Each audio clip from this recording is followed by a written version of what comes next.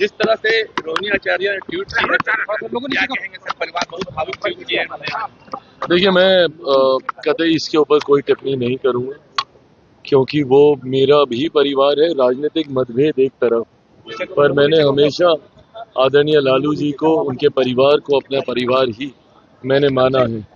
ऐसे में आज जब उनके परिवार में इतना कुछ चल रहा है, मैं उस दर्द, उस भावना को समझ सकता हूँ।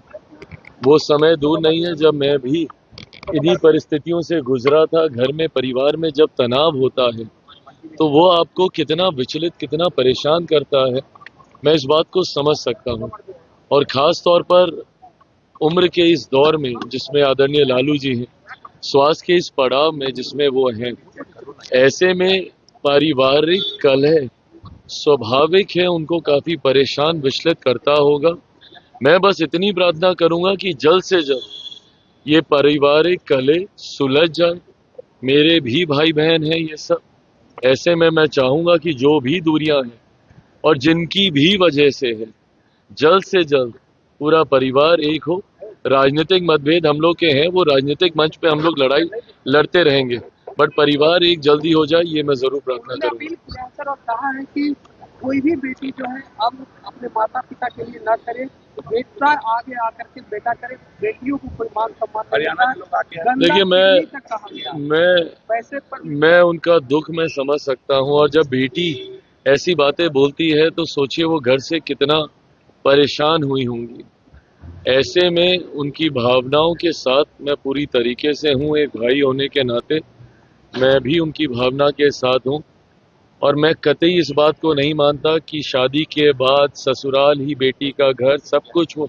नहीं भाई, जिस परिवार में वो पली बड़ी जन्मी है, वो घर भी उनका उतना ही है जितना उस घर के लड़कों का है। मैं कतई इस रूढ़िवादी सोच का मैं समर्थन नहीं करता कि शादी के बाद बेटियां पराई हो जाती हैं।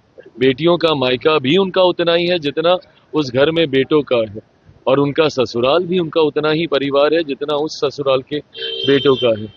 ऐसे में कल जब उन्होंने, आज जब ये सारी बातें उन्होंने कही और जो अपील उन्होंने बाकी बेटियों से की, मैं उस दर्द को मैं समझ रहा हूँ। इसीलिए मैं प्रार्थना करता हूँ कि जल्द सब ठीक हो। विजय सिंह ने कहा है कि बिहार में जो चुनाव हुआ है वो नॉर्थ कोरिया की तरह हुआ है, जहाँ के सारे वोट सिर्फ सिंगल पार्टी को जाते हैं।